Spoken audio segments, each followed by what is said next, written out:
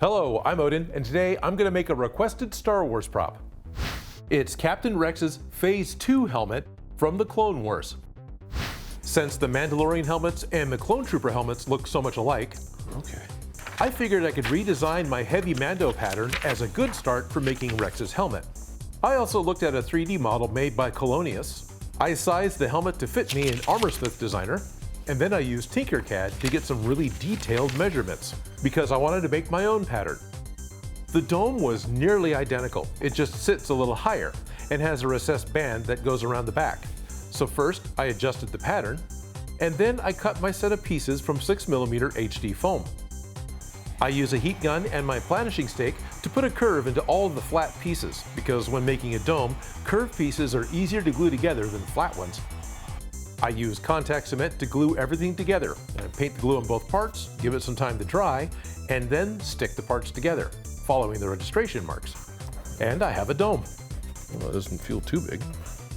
To make the crest thick enough, I glue some 2mm foam onto a strip of 6mm foam.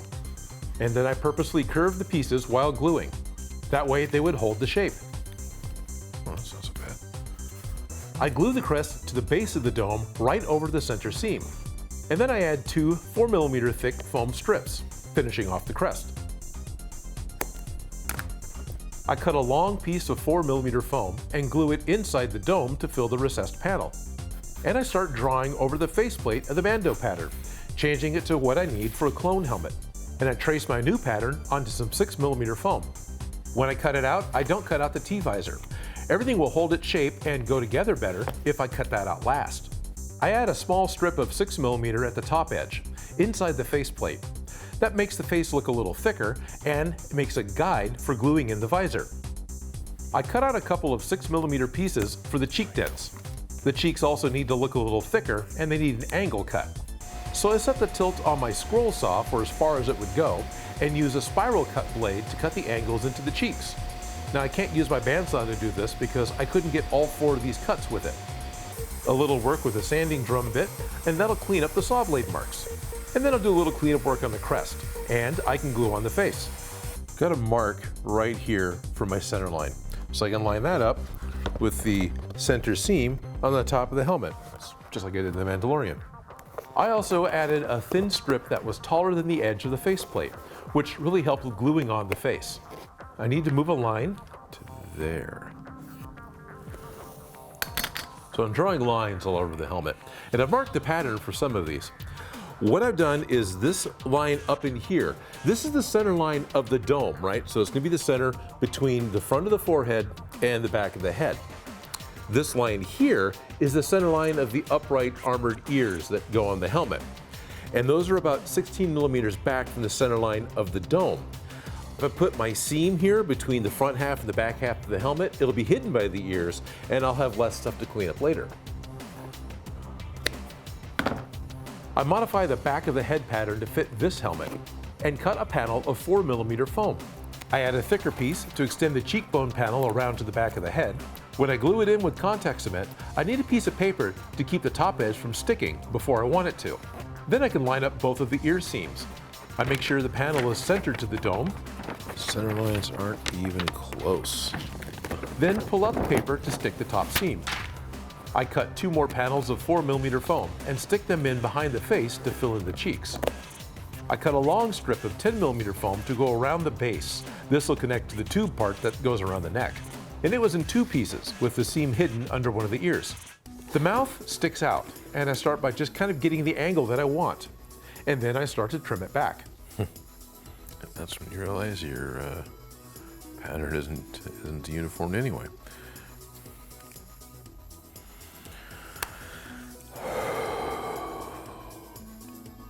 I mark my center line and trace the better side onto a new piece of paper and cut down the first pattern.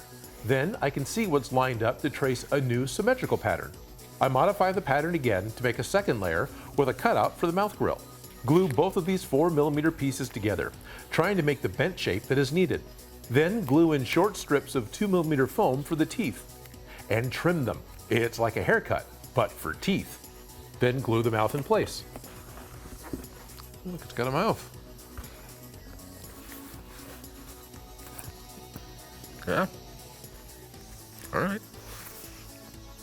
To make the tube part that goes around the neck, I use some closed cell insulation foam, and this is for 3/4 inch pipe. I glue one edge to the 10mm ridge, and I cut it just long enough to go from ear seam to ear seam. I trim the insulation foam to follow that ear seam, and then I add 2 more pieces to go down to the mouth. Now, if I had a new piece of this insulation stuff, I could have done this with all one piece. What I was working with was some leftover scraps. I sand down the front edge of the mouth panel, and I cut a piece of 10mm foam for the chin. This piece is also going to help hold the tubes back, so I want it a little stronger. I use the Cos Tool circle cutter to make 45mm circles of 6mm foam. These will cap the ends of the tubes. And I made 2 of them into rings, which will be glued on top. And then I glued in 2 more sets of circles inside to finish the caps. I sand the edges of the caps to clean them up and to get a slight cone shape. Now remember to hold on to your pieces and wear your safety gear.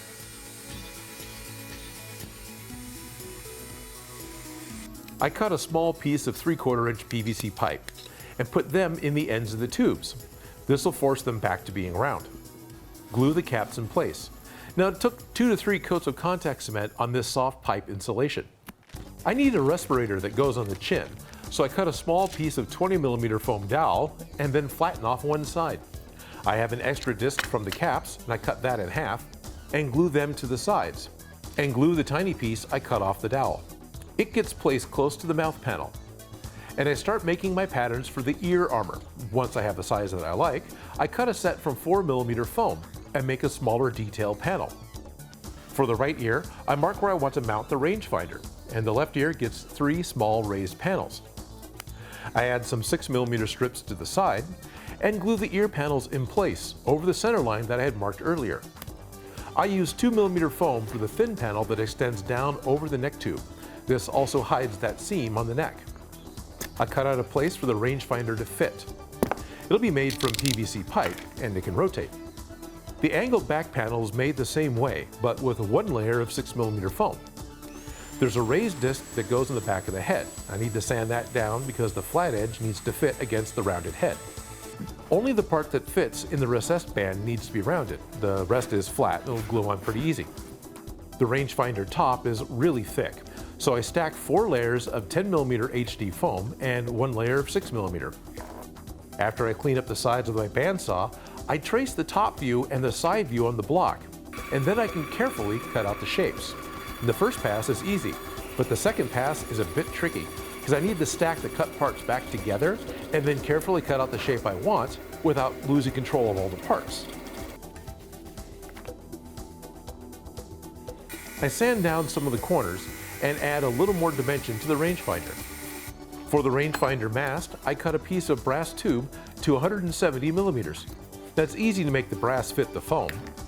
For the PVC, I drill out the 4 corners and then cut out in between them to make a square hole.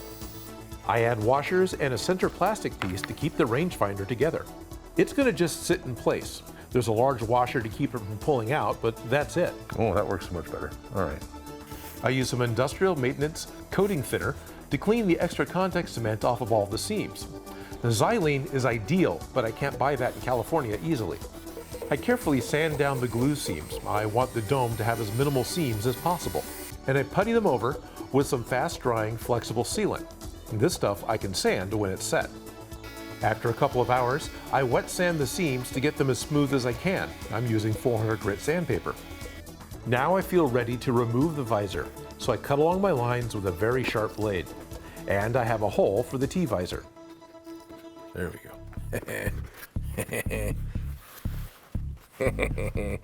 Oh yeah, actually got really good vision in this compared to like the Stormtrooper helmet. Wow, all right. Well, I can't make fun of the clone helmets anymore. These are, this works. Okay. I use rubbing alcohol to remove as much ink from my cut lines as I can, because I don't want it to show through the paint. And I'm going to paint the whole thing with the new Plaid FX Cosplay paints. They gave me some primer, so I'm going to start with a coat of that over the whole helmet. The helmet was not easy to hold on to for painting, so I made a head-sized plug with a PVC pipe that I can hold on to, which makes it much easier for painting. But the little 1-inch brush takes a lot of time to paint with.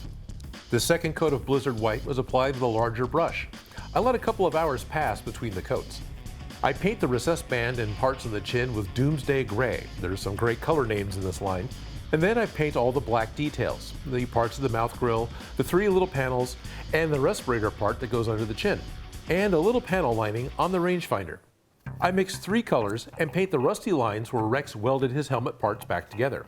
I cut a wedge of foam to apply the paint, and silver paint to run through the middle of the rust. This represents the weld itself. Add the blue that goes around the T-visor, and carefully paint the hawk eyes that are on top of the helmet. Does anybody else here hold their breath when painting a bunch of really thin straight lines? Right. I started just stippling on some dark gray to dirty up the back of the helmet, and I'm really glad I started on the back, because I think this is a little too dark. I'll stipple some white over it when it's dry to lighten it back up. I started sponging on watered down gray paint, and then rubbing it in with a dry sponge to streak the paint. And to help me have the very straight lines in the respirator grill, I used some painter's tape. The 4mm strips of tape were applied 4mm apart. If it doesn't leak, I'll have some nice straight lines. And I paint the tally marks on his helmet. They should be the number of droids that he has killed, but Rex actually says in the show that he doesn't keep track, but these marks are all over his armor. The grill has dried enough and I can pull off the tape. It took me 3 tries to make a cardboard template to get a visor pattern that would fit. I can cut out my visor from a welding face shield. The long, nearly straight cuts I can do with scissors, but I use my hobby knife for the curves that go on the inside of the cheeks. Still got great vision. Before I glue the visor in, I seal the helmet with Mod Podge Ultra Flat Coat. I don't think the Plaid FX paint's needed, but I want less shine on the finish. After the flat coat is dry, I mix some clear epoxy to glue in the visor. And the visor fits really well, but I use some tape to hold it down near the mouth. And then wrap tape around the whole helmet, sticky side out, because the goal here is to squeeze the face to the visor, not stick the tape to the paint. I made 2 little cheek pipes from foam and plastic tube and painted them black. And they'll just super glue into the cheeks, and Rex is ready for the next mission.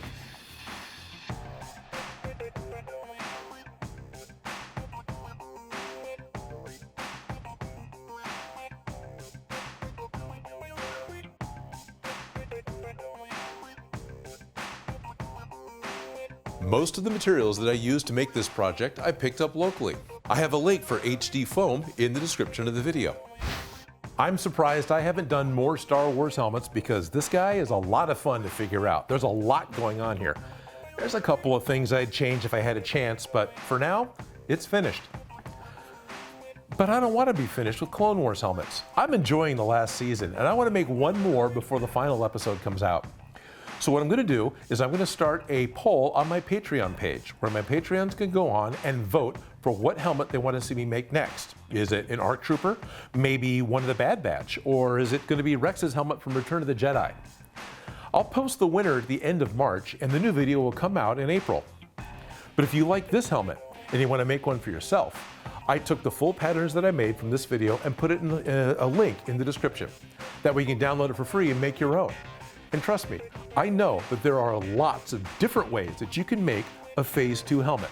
But this is how Odin makes.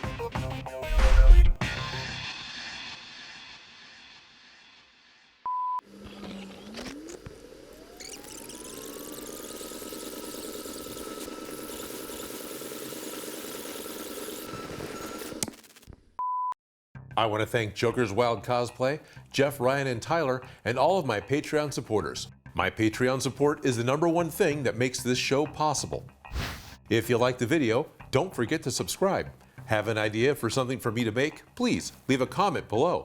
And if you make any of these projects, you can send me a picture.